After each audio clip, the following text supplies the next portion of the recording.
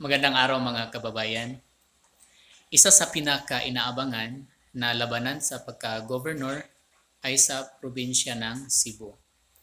At ang nagiging resulta sa May 12 election ay sobrang shocking, no, sa karamihan.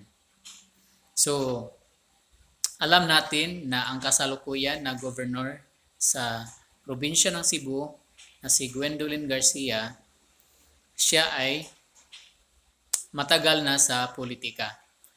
At siya ay nagiging governor sa Cebu noong 2004 hanggang 2013, no, sa 3 consecutive terms si Gwendolyn Garcia ang namumuno sa probinsya ng Cebu.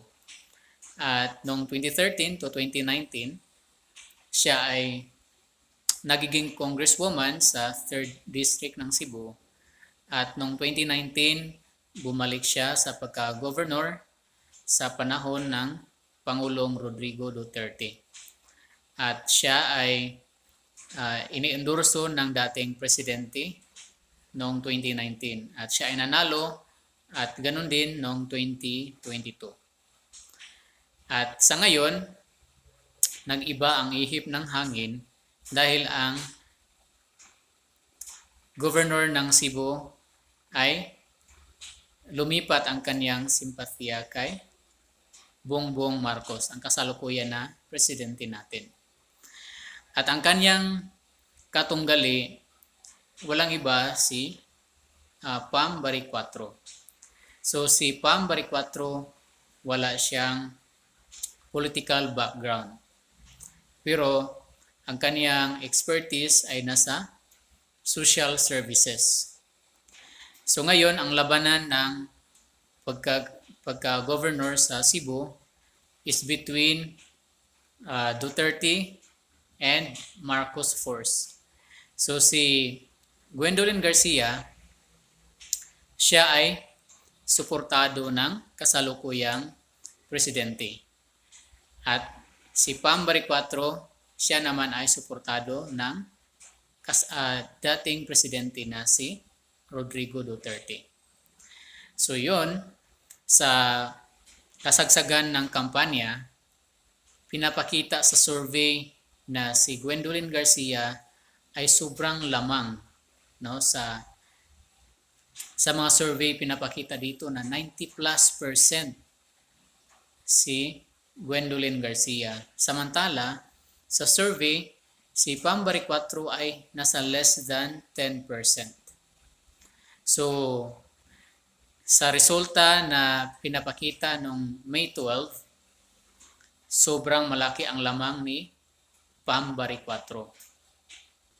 At talaga makikita natin na sobrang shocking ang nagiging resulta sa May 12 elections.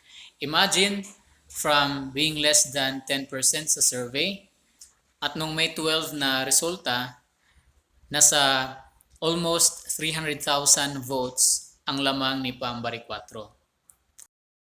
Kaya makikita natin na ang taga Cebu ay sobrang solid pa rin ang kanilang suporta sa dating presidente na si Rodrigo Roa Duterte.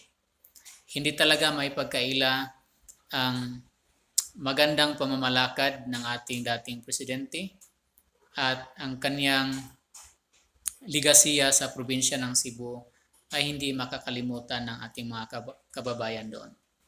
Itong nagiging resulta sa labanan ni Gwendolyn Garcia at ni Pam Baricuatro ay isang halimbawa na mas malakas ang boses ng mga tao kaysa ipinapakita ng mga survey sa social media.